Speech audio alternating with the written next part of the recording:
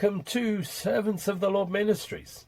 Bienvenue à Servants of the Lord Ministries. Mon nom est Dr. Keith Jenkins et je suis le coordinateur international de Servants of the Lord Ministries. Avant de commencer mon message d'aujourd'hui, je veux vous partager la mission de ce ministère qui a été donnée à Joseph Hitchcock, le fondateur de Servants of the Lord Ministries il y a de nombreuses années.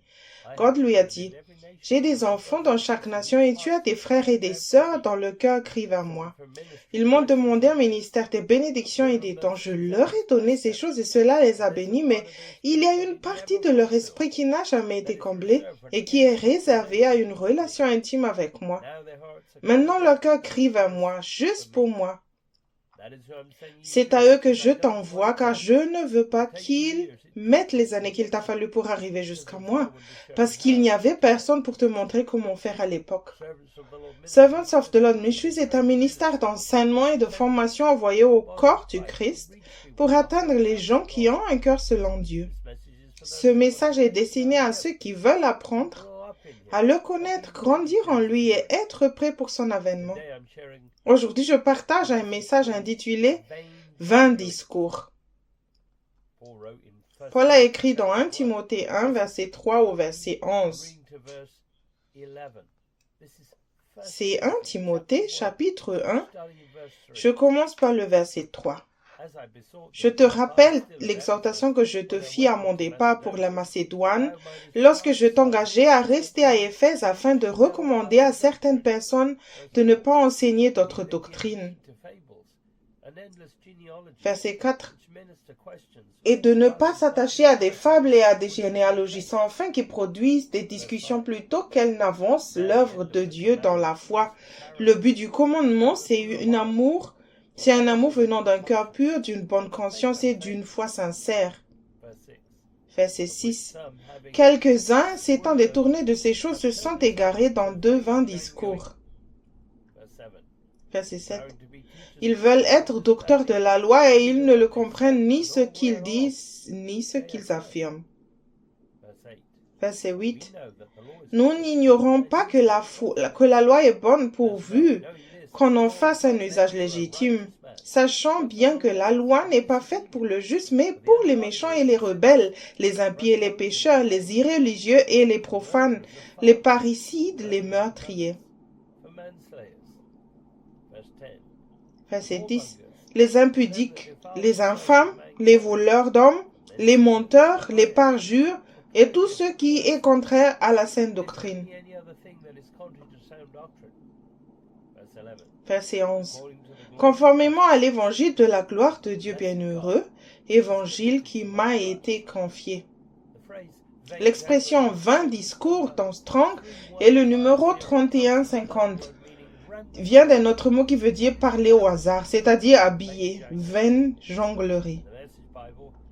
Dans la Bible Message, 1 Timothée 1, versets 5 à 7 dit « L'essentiel de ce que nous préconisons est tout simplement l'amour, un amour non contaminé par l'intérêt personnel et une foi contrefaite, une vie ouverte à Dieu, ceux qui ne s'en tiennent pas à ceux qui s'égarent rapidement dans des impasses de bavardage, ils s'érigent en experts des questions religieuses, mais n'ont pas la moindre idée de ce qu'ils avancent avec une éloquence si imposante.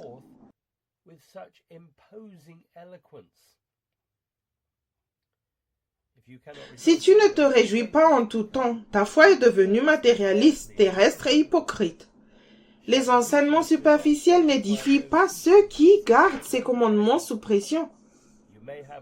Tu peux avoir une éducation naturelle et sembler être éloquent, mais sans les bonnes bases, tu induiras les autres en erreur et deviendras toi-même un retranché. Éphèse était un port en développement qui faisait concurrence à des routes commerciales bien établies dans la région. L'Église qui servait dans cette situation perdait déjà son premier amour, selon Apocalypse 2, versets 4 à 5, parce qu'elle n'avait pas de fondation assez profonde. Paul écrit dans Philippiens 3, verset 3, c'est Philippiens, chapitre 3, je lis le verset 3. Car les circoncis, c'est nous qui rendons à Dieu notre culte par l'Esprit de Dieu, qui nous glorifions en Jésus-Christ et qui ne mettons point notre confiance en la chair. L'expression qui adore, ici traduit rendre culte, et dans Strong, elle est le numéro 3000 qui veut dire servir à Dieu. C'est-à-dire rendre un hommage religieux, servir, faire le service, adorer.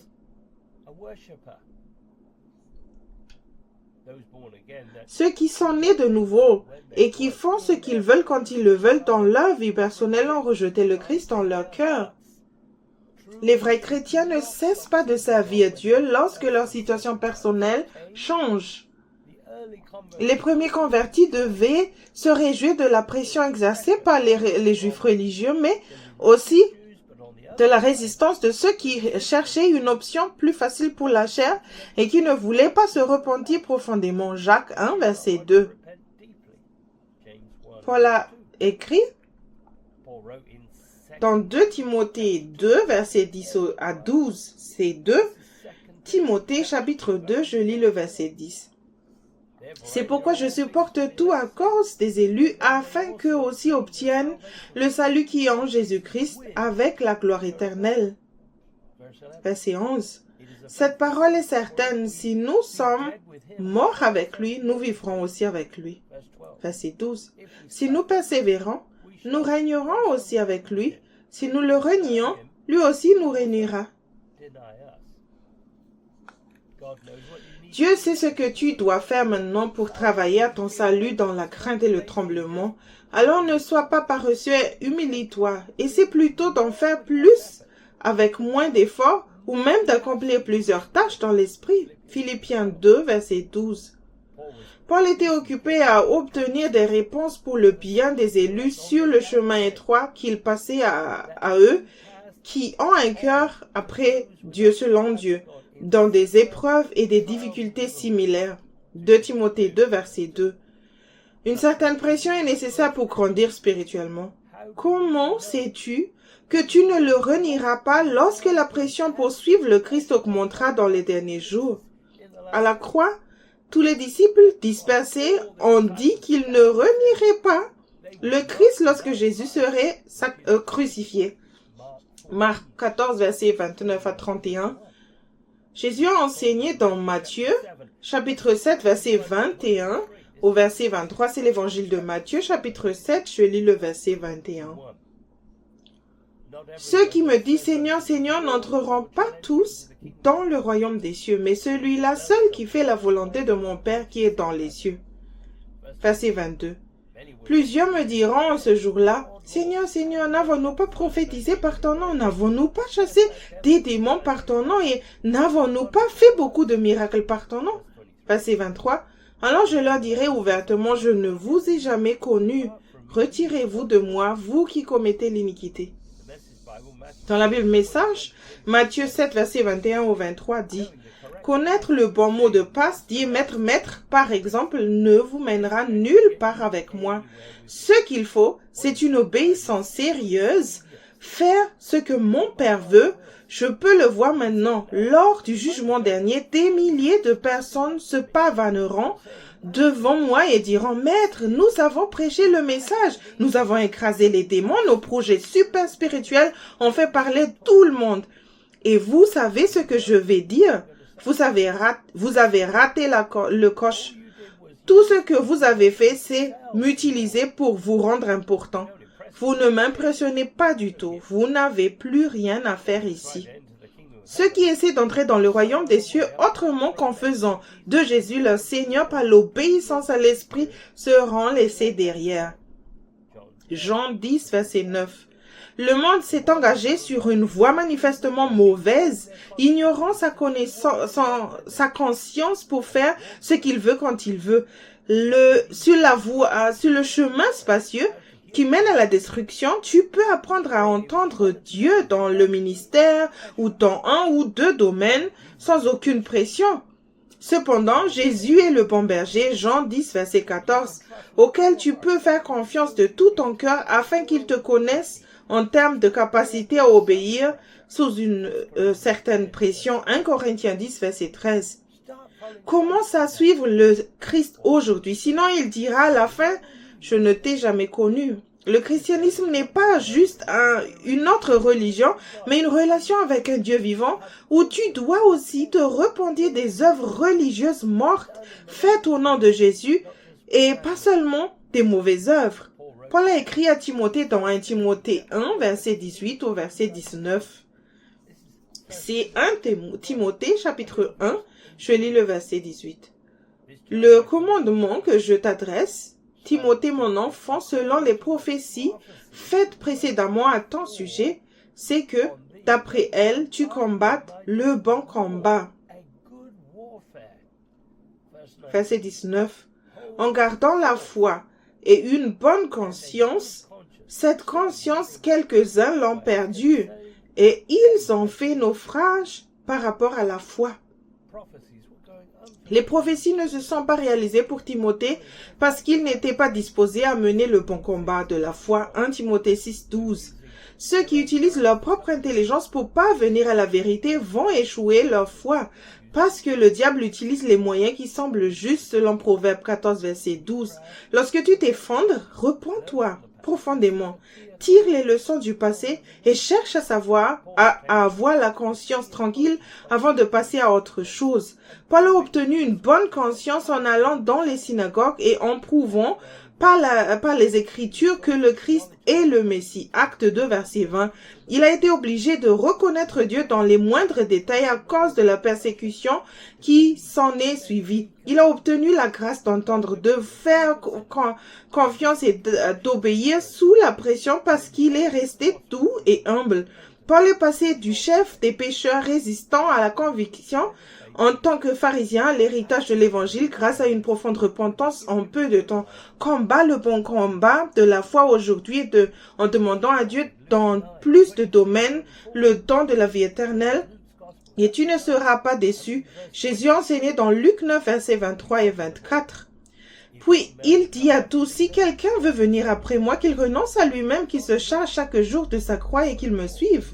24. Car celui qui voudra sauver sa vie la perdra, mais celui qui la perdra à cause de moi la sauvera. Ceux qui renoncent à eux-mêmes et se chargent quotidiennement de leur croix recevront la sagesse dont ils ont besoin. Ceux qui sont nés de nouveau et qui utilisent la sagesse naturelle de ce monde sont endormis spirituellement. La pression financière à Éphèse poussait ceux qui vivaient dans les ténèbres à se réveiller. Éphésiens 5, verset 14. Les dirigeants aveugles, les églises confortables croient qu'il n'est pas nécessaire de prendre sa croix tous les jours et qu'il suffit de le faire tous les mois ou toutes les semaines. Tu obtiendras une abondance de sagesse divine prisée, impuissante, criant vers lui lorsque tu admettras que tu ne sais pas quoi faire à la suite du Christ. Paul écrit dans 1 Corinthiens 2, verset 14. Mais l'homme animal ne reçoit pas les choses de l'Esprit de Dieu, car elles sont une folie pour lui, et il ne peut les connaître parce que c'est spirituellement qu'on en juge. Les qualifications académiques ne remplacent pas le fait de prendre sa croix chaque jour. Ceux qui sont nés de nouveau n'ont pas besoin d'une éducation naturelle pour apprendre à grandir spirituellement. Si tu n'es pas sur le chemin étroit, tu choisis l'ignorance. Les voies de Dieu paraissent insensées aux yeux des gens de la terre. Surtout si elles impliquent une certaine souffrance, un renoncement constant à soi-même ou le fait de se charger de sa croix chaque jour. Dans la Bible message, 1 Timothée 1, versets 3 et 4 dit « En me rendant dans la province de Macédoine, je t'ai conseillé de rester à Éphèse. Je n'ai pas changé d'avis. Reste là-bas au courant des choses. » Pour que l'enseignement reste sur la bonne voie. Apparemment, certaines personnes ont introduit des histoires fantastiques et des arbres généalogiques fantaisistes qui digressent vers la niaiserie au lieu de ramener les gens au centre d'approfondir la foi et l'obéissance. Timothée a reçu l'ordre de rester à Éphèse parce que l'église était remplie de vaines histoires basées sur un arrière-plan juif et non sur le Christ. Ceux qui voulaient être des maîtres de la loi détournaient l'église du salut en Christ et de la gloire éternelle. Vérifie que la croix est toujours devant toi et le monde derrière toi. Si ce n'est pas le cas, humilie-toi et demande à Dieu pourquoi. Ne blâme personne d'autre pour la raison pour laquelle tu continues à écouter les messages mous que ta chair aime entendre. Paul a écrit dans 2 Corinthiens, chapitre 13, verset 5. C'est 2 Corinthiens 13, je lis le verset 5. Examinez-vous vous-même pour savoir si vous êtes dans la foi. Éprouvez-vous vous-même. Ne reconnaissez-vous pas que Jésus-Christ est en vous, à moins peut-être que vous ne soyez réprouvé. Le mot réprouvé dans Strong numéro 96, qui vient d'un autre mot qui veut dire non approuvé, rejeté, par implication sans valeur, naufragé, rejeté, reprouvé. Les Corinthiens faisaient des œuvres religieuses mortes. Si le Christ est formé en toi, alors tu n'as pas besoin des ressources de l'homme pour fonctionner. Au contraire, tu vis de toute parole d'instruction qui vient de la bouche du Père. Matthieu 4, verset 4. Le monde étant en train de disparaître, c'est le meilleur moment pour être en vie, car la grâce augmente alors que le péché abonde pour les humbles. L'Église qui s'approche aux méthodes ou à quoi que ce soit, d'autres dans ce monde risquent d'être rejetés ou de devenir des retranchés à son avènement. Paul a écrit dans 2 Corinthiens 3, verset 1 à 6. Je commence par le verset 1. Commençons-nous de nouveau à nous recommander nous-mêmes? Ou avons-nous besoin, comme quelques-uns, de lettres de recommandation auprès de vous ou de votre part? Verset 2. C'est vous qui êtes notre lettre, écrite dans nos cœurs, connue et lue de tous les hommes. 3. Vous êtes manifestement une lettre de Christ écrite par notre ministère, non avec de l'encre, mais avec l'Esprit de Dieu vivant, non sur des tables de pierre, mais sur des tables de chair sur les cœurs. 4. Cette assurance-là, nous l'avons par Christ auprès de Dieu. 5. Ce n'est pas à dire que nous soyons par nous-mêmes capables de concevoir quelque chose comme venant de nous-mêmes. Notre capacité, au contraire, vient de Dieu. 6. Il nous a aussi rendus capables d'être ministres d'une nouvelle alliance, non de la lettre, mais de l'esprit, car la lettre tue, mais l'esprit vivifie. Ne résiste pas à la conviction du Saint-Esprit. Repends-toi et tu grandiras spirituellement. Laisse tomber tout ce qui fait le confort de ta chair. Tu devras t'appuyer sur sa parole révélée à juste titre par l'Esprit et obéir parfaitement avec un motif et une attitude correcte. Pour devenir un ministre compétent de la Nouvelle Alliance, ne te fie pas uniquement à la parole écrite sous la pression, car cela entraîne la mort. Dans la Bible amplifiée, édition classique, 1 Timothée 1, 5 à 6 dit « Alors que l'objet et le but de notre instruction et de notre charge est l'amour, qui jaillit d'un cœur pur, d'une bonne conscience, c'est-à-dire claire, et d'une foi sincère, non feintée. » Mais certains individus ont manqué la cible sur ce point précis et se sont égarés dans de vaines disputes et discussions et dans des discours sans but. Le péché est tout ce qui est contraire à la volonté parfaite de Dieu pour ta vie en termes de pensée, de but ou d'action.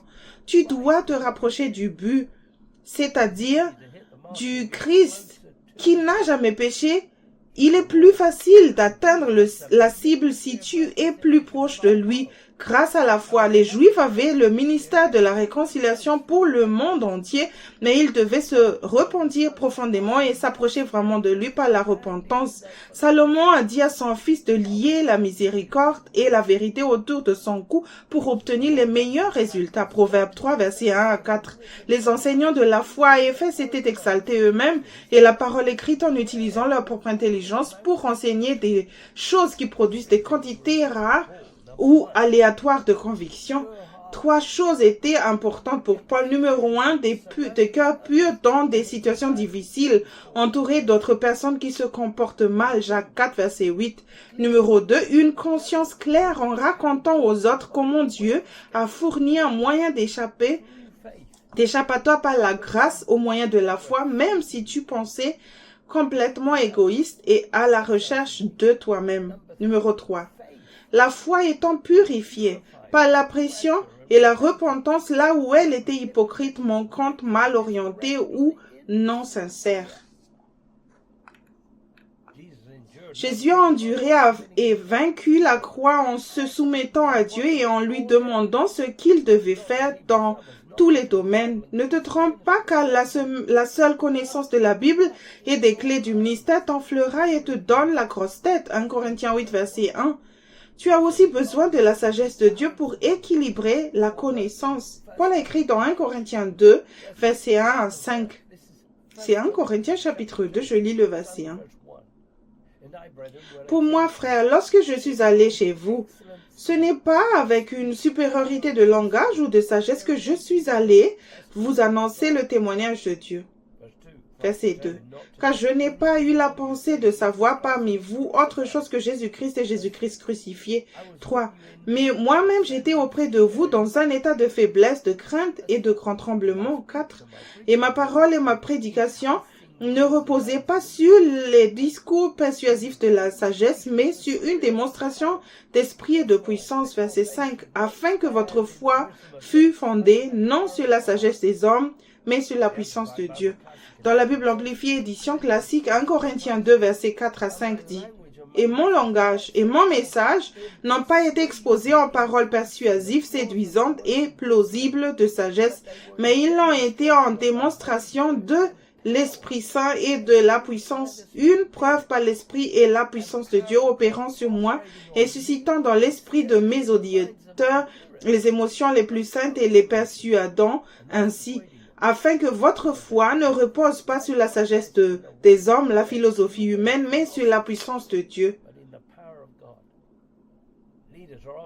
Les dirigeants ont souvent peur de prêcher la seigneurie du Christ car ils savent que certains partiront lorsqu'ils entendront ce message. Les messages de Paul n'ont pas été confirmés à la fin en faisant de puissants miracles. Au contraire, ils ont été confirmés par le fait que tous ses auditeurs ont été convaincus dans des domaines où ils étaient encore égoïstes et charnels. Paul a voulu partager avec les Corinthiens la foi dont il a besoin à connaître le Christ personnellement sous la pression et comment il a dû poser plus de questions.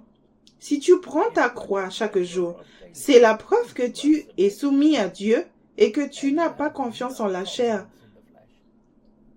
Paul a écrit dans 1 Corinthiens 4, verset 10 au verset 17. C'est 1 Corinthiens chapitre 4, je lis le verset 10. Nous sommes fous à cause de Christ, mais vous, vous êtes sages en Christ. Nous sommes faibles, mais vous êtes forts, vous êtes honorés et nous sommes méprisés. Verset 11. Jusqu'à cette heure, nous souffrons la faim, la soif, la nudité. Nous sommes maltraités, errants ça et là. Verset 12. Nous nous fatiguons à travailler de nos propres mains, injuriés, nous bénissons, persécutés, nous supportons. Verset 13. Calomniés, nous parlons avec bonté, nous sommes devenus comme les balayures du monde, le rebut de tous jusqu'à maintenant. 14. Ce n'est pas pour vous faire honte que j'écris ces choses, mais je vous avertis comme mes enfants bien-aimés. 15. Car quand vous auriez 10 000 maîtres en Christ, vous n'avez cependant pas plusieurs pères, puisque c'est moi qui vous ai engendré en Jésus-Christ par l'Évangile. 16. Je vous en conjure donc, soyez mes imitateurs. 17. Pour cela, je vous ai envoyé Timothée, qui est mon enfant bien-aimé et fidèle dans le Seigneur. Il vous rappellera quelles sont mes voies en Christ, quelle est la manière dont j'enseigne partout dans toutes les églises. Tu ne deviendras pas un fils bien-aimé en évitant la pression qui a le potentiel de te faire pleurer comme un bébé spirituel. Paul n'enseignait pas des méthodes, mais la façon dont chacun pouvait demeurer en Christ de manière consistante avec le don de la vie éternelle. Se soumettre au plan de Dieu pour ta vie sous la plus grande pression te donnera toute l'autorité dont tu as besoin pour fonctionner dans le royaume des cieux dès maintenant. Dieu veut les choses en plénitude et ne peut pas t'utiliser pour une œuvre importante si tu veilles encore à tes propres intérêts. Il sait que tu finiras par t'appuyer sur ta propre compréhension pour le bien de ta chair. Tu n'es pas sous la foi, sous la loi, mais sous la grâce pour apprendre de quelle manière tu pèches contre Dieu dans ta propre vie, en pensée, en but, en action. Romains 6, versets 14 à 15. Tu devras parvenir à la repentance, sinon tu seras laissé derrière à sa venue. Paul a écrit dans 1 Corinthiens 13, verset 1.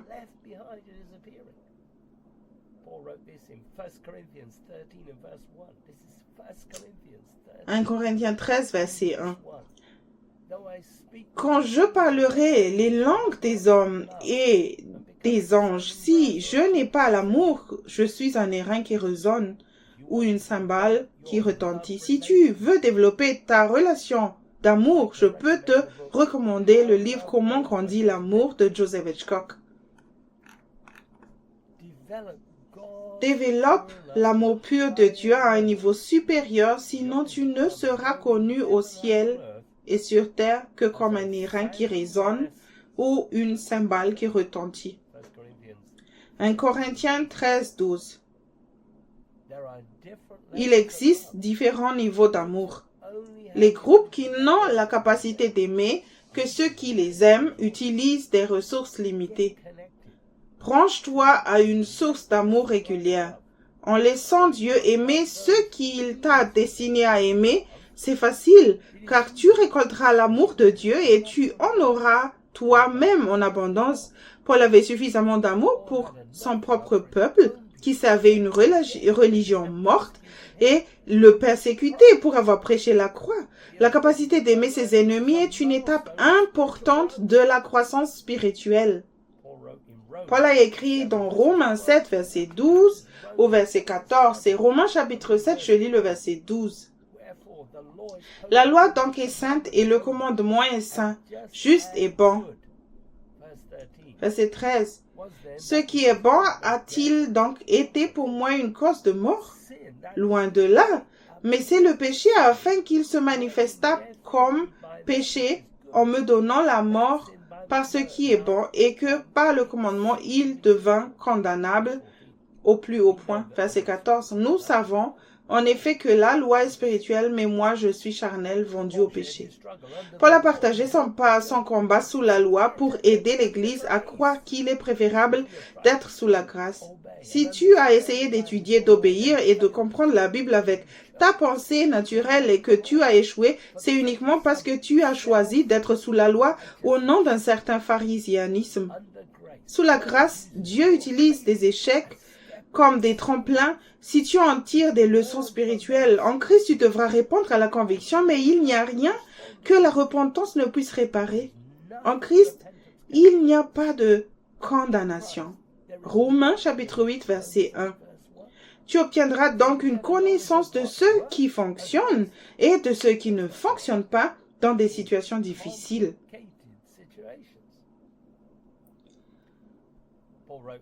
Paul a écrit dans Romains 11, verset 22. C'est Romains chapitre 11, je lis le verset 22.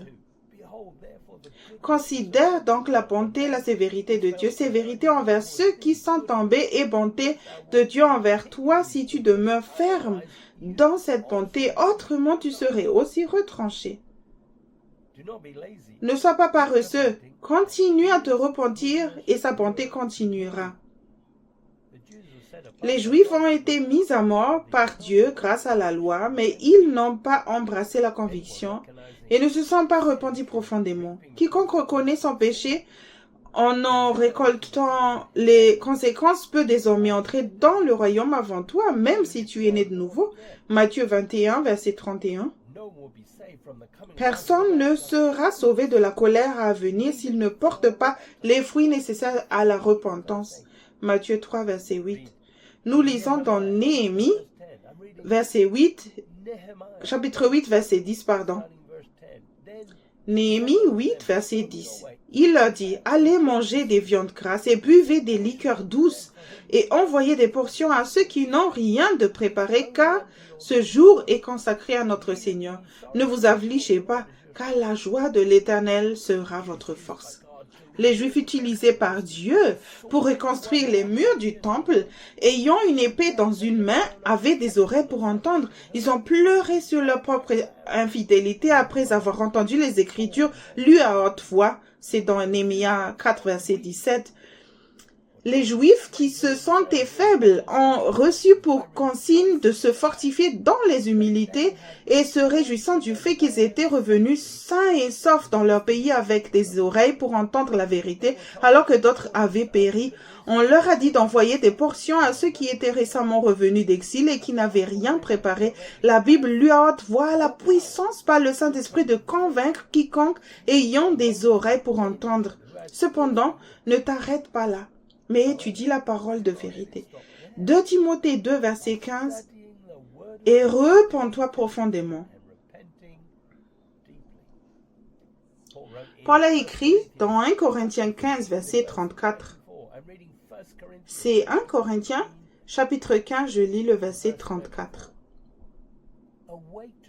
Revenez à vous-même comme il est convenable et ne péchez point car quelques-uns ne connaissent pas Dieu, je le dis à votre honte. La conviction venant de l'Esprit est une invitation à la connaissance de Dieu que tu dois cesser de servir le péché. Des instructions ou des commandements divins donnés à partir d'un cœur pur sont nécessaires partout pour aider ceux qui luttent dans l'Église avec tous ceux qui ne ressemblent pas au Christ. Jésus arrive bientôt. Ne t'excuse pas d'apporter des messages forts aujourd'hui. Pierre a écrit dans 2 Pierre 3, verset 14 au verset 18. C'est 2 Pierre 3, je lis le verset 14. C'est pourquoi, bien-aimés, en attendant ces choses, appliquez-vous à être trouvés par lui sans tache et irrépréhensible dans la paix. Verset 15. Croyez que la patience de notre Seigneur est votre salut, comme notre bien-aimé frère Paul vous l'a aussi écrit selon la sagesse qui lui a été donnée. Verset 16. C'est ce qu'il fait dans toutes les lettres où il parle de ces choses dans lesquelles il y a des points difficiles à comprendre, dont les personnes ignorantes et mal affermies tordent le sens, comme celui des autres écritures pour leur propre ruine. Verset 17. Vous donc, bien-aimés qui êtes avertis, mettez-vous sur vos gardes, de peur qu'entraînés par l'égarement des impies, vous ne veniez à déchoir de votre fermeté.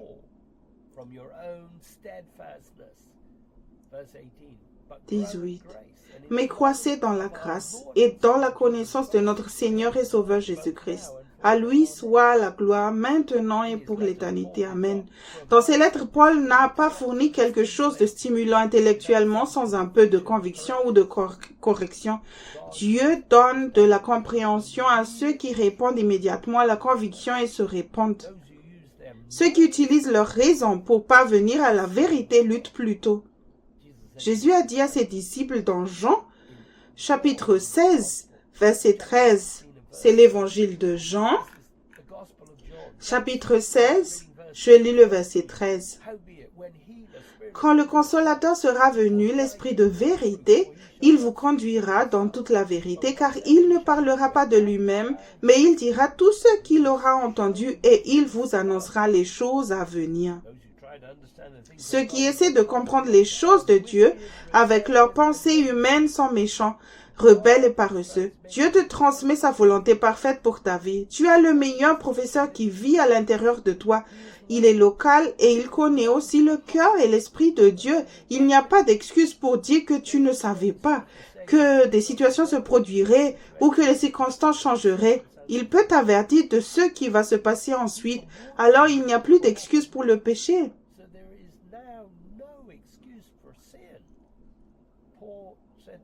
Paul a écrit, il a dit dans Hébreux 5, versets 11 et 12. C'est Hébreux, chapitre 5, je lis le verset 11. Nous avons beaucoup à dire là-dessus et des choses difficiles à expliquer parce que vous êtes devenus lents à comprendre. Verset 12.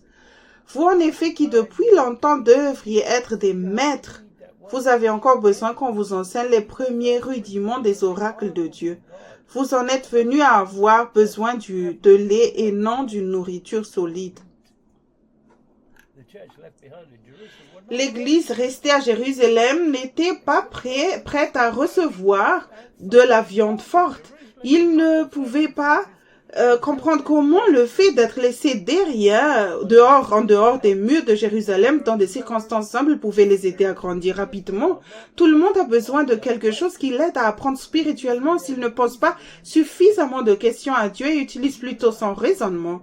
Si tu n'as pas des oreilles pour entendre, demande au Seigneur pourquoi. Nous lisons dans Apocalypse 2, verset 16 au verset 17. C'est Apocalypse chapitre 2, verset 16 au verset 17. Repends-toi donc, sinon je viendrai à toi bientôt et je les combattrai avec l'épée de ma bouche. Verset 17. Que celui qui a des oreilles entende ce que l'Esprit dit aux églises. À celui qui vaincra, je donnerai de la manne cachée et je lui donnerai un caillou blanc et sur ce caillou est écrit un nom nouveau que personne ne connaît si ce n'est celui qui le reçoit. Dans le livre Réveillez-vous, le temps touche à sa fin, volume 3, Maturité spirituelle, dans l'introduction des pages 2 et 3, Joseph Hitchcock écrit: tout ce que j'ai enseigné au fil des ans revient à quelques fondations simples qui doivent être mises en place et maintenues tout le long de ton parcours spirituel. À mesure que ces fondations s'installent et s'approfondissent, tu n'auras aucun mal à devenir exactement ce que Dieu t'a appelé à être. Ces plans parfaits s'accompliront dans ta vie. Je te propose de noter ces premiers travaux et de t'y référer souvent. Numéro 1, aimer le Seigneur de tout ton cœur, de toute ton âme, de tout ton esprit, de toute ta force. C'est ça le premier amour. Numéro 2, maintenez Jésus comme le Seigneur littéral et opérationnel de ta vie à chaque instant. Numéro 3, faire confiance au Seigneur Jésus de tout ton cœur. Numéro 4, reconnais le Seigneur dans toutes tes voies. Numéro 5, crains Dieu et observe ses commandements. La base de la repentance des œuvres mortes et de la foi en Dieu devrait avoir été posée fermement dans ta propre vie au moment du salut. Si tu es toujours en train de penser à ta situation personnelle et de faire des œuvres mortes, comment auras-tu des oreilles pour entendre ce qu'il veut que tu fasses? C'est de l'épée tranchante de la conviction dont tu as d'abord besoin. La manne cachée est donnée à ceux qui se répandent et surmontent les péchés que Dieu leur montre personnellement en ne trouvant pas d'excuses à la chair, étape par étape. Tu recevras également une pierre blanche portant un nom qui te décrira parfaitement. Tous ceux qui recevront une telle pierre à la fin conviendront qu'ils sont devenus la personne que Dieu voulait qu'ils soient en accomplissant leurs premières œuvres avec consistance pendant un certain temps. Jésus a dit dans Apocalypse 3, verset 10 au verset 13. C'est Apocalypse 3, je lis le verset 10. Parce que tu as gardé la parole de la persévérance en moi, je te garderai aussi à l'heure de la tentation qui va venir sur le monde entier pour éprouver les habitants de la terre. Verset 11. Je viens bientôt, retiens ce que tu as afin que personne ne prenne ta couronne. Verset 12. Celui qui vaincra, je ferai de lui une colonne dans le temple de mon Dieu, et il n'en sortira plus. J'écrirai sur lui mon nom, le nom de mon Dieu et le nom de la ville de mon Dieu, de la Nouvelle Jérusalem, qui descend du ciel d'auprès de mon Dieu et mon nom nouveau. Verset 13. Que celui qui a des oreilles entende ce que l'Esprit dit aux églises. Dans la Living Bible, Apocalypse 3, verset 10 dit: parce que tu m'as patiemment obéi malgré la persécution, je te protégerai donc du temps de la grande tribulation et de la tentation qui viendra sur le monde pour mettre à l'épreuve tous les vivants. Dieu utilise cette période pour préparer sa fiancée partout dans le monde. Tu auras donc besoin d'une endurance patiente. Alors que ce monde passe, accroche-toi à ta couronne de justice en confessant que Dieu fait toujours un chemin dans les circonstances humbles et ne cherche pas une vie plus confortable. Tu devras peut-être endurer quelques persécutions, mais en donnant la bonne confession, tu auras une conscience tranquille auprès de Dieu. Hébreux 9, verset 14. Ceux qui lui font confiance de tout leur cœur seront épargnés par la grande tribulation. Si tu demandes tout au Seigneur et que Jésus est toujours ton premier amour, à la fin de ta vie, tu deviendras un pilier dans le temple de Dieu où que tu sois et tu recevras un nouveau nom basé sur ton obéissance constante. Jésus a dit dans Matthieu 5, verset 6, c'est l'évangile de Matthieu, chapitre 5, je lis le verset 6. Heureux ceux qui ont faim et soif de la justice, car ils seront rassasiés. Ne fais pas de place au diable dans ta vie en cédant à quoi que ce soit dans ce monde. Éphésiens 4, verset 27. Tu dois être rempli de la plénitude de Dieu. Éphésiens 3, verset 19. Demander et faire à Dieu ce qu'il veut dans des situations difficiles est la seule chose qui satisfait ceux qui ont faim de justice. Ceux qui savent comment étudier dans la nature, dans le naturel, peuvent rapidement consommer des devoirs écrits, mais ceux qui étudient la parole de vérité en redemandent. Ils ne supposent pas qu'ils sont juste simplement parce qu'ils sont nés de nouveau ou qu'ils ont confessé leurs péchés avant d'être occupés. Les justes, intransigeants, prennent le temps d'aller lentement et d'obtenir ces ordres le matin. Avec ces ordres, tu recevras l'onction et l'autorisation de Dieu pour faire ce qu'il te dit de faire. C'est ainsi que Jésus a vécu. Paul a écrit dans 1 Corinthiens 10, verset 12 au verset 14. C'est 1 Corinthiens chapitre 10, je lis le verset 12. Ainsi donc que celui qui croit être debout prenne garde de tomber. Verset 13. Aucune tentation ne vous est survenue qui n'ait été humaine, et Dieu qui est fidèle ne permettra pas que vous soyez tentés au-delà de vos forces, mais avec la tentation, il préparera aussi le moyen d'en sortir afin que vous puissiez la supporter. Verset 14. C'est pourquoi, mes bien-aimés, fuyez l'idolâtrie. Dans le livre Réveillez-vous, le temps touche à sa fin, volume 3, Maturité spirituelle, chapitre 13. Comme ta fondation s'approfondisse, page 122, Joseph Hitchcock écrit.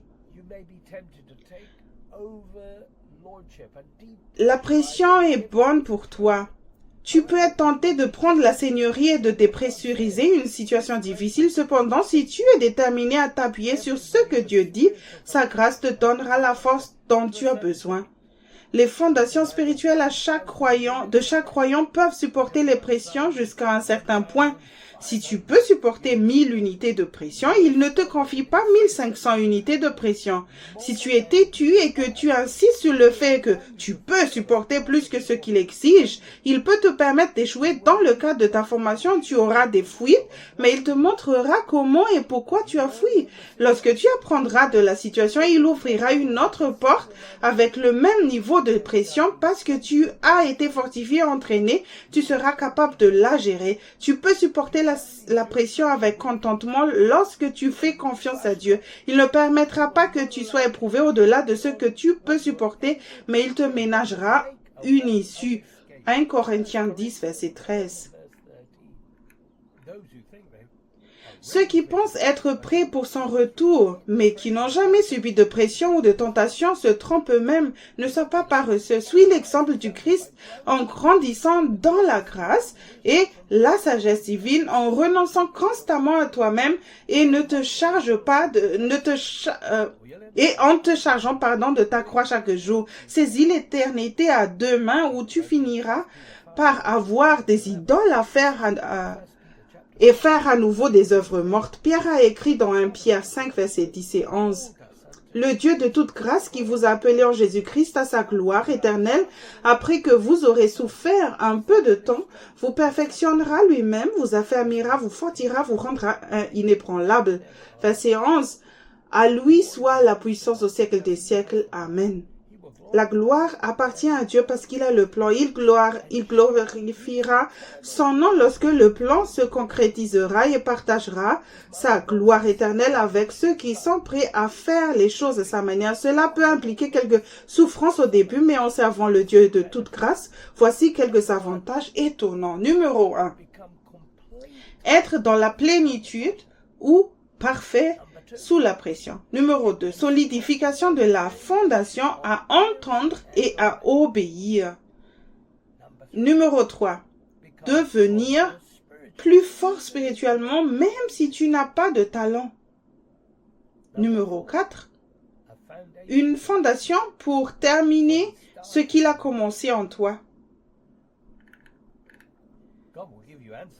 Dieu te donnera des réponses et t'aidera à faire les choses correctement dans des situations difficiles, sans aucune corruption.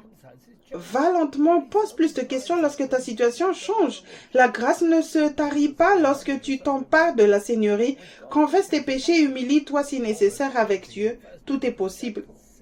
Paul a écrit à Timothée dans 1 Timothée 6, verset 6. 1 Timothée 6, verset 6. C'est en effet une grande source de gain que la piété avec le contentement.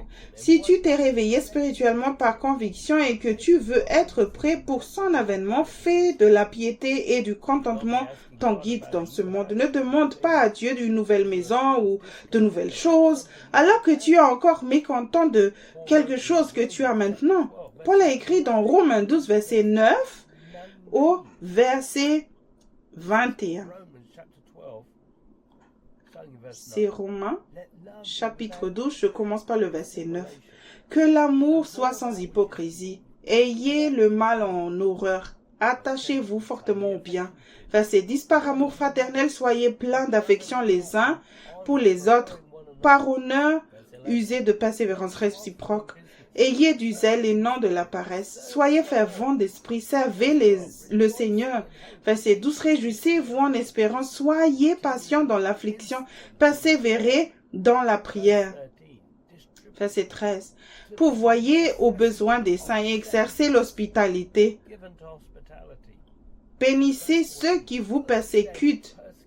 Bénissez et ne maudissez pas. Verset 15. Réjouissez-vous avec ceux qui se réjouissent, pleurez avec ceux qui pleurent. 16. Ayez les mêmes sentiments les uns envers les autres. N'aspirez pas à ceux qui est élevé, mais laissez-vous attirer par ceux qui est humble. Ne soyez point sages à vos propres yeux. 17. Ne rendez pas à personne le mal pour le mal. Recherchez ce qui est bien devant tous les hommes. 18. S'il est possible, autant que cela dépend de vous, soyez en paix avec tous les hommes. 19. Ne vous vengez point vous-même, bien-aimés, mais laissez agir la colère, car il est écrit, « À moi la vengeance, à moi la rétribution, dit le Seigneur. »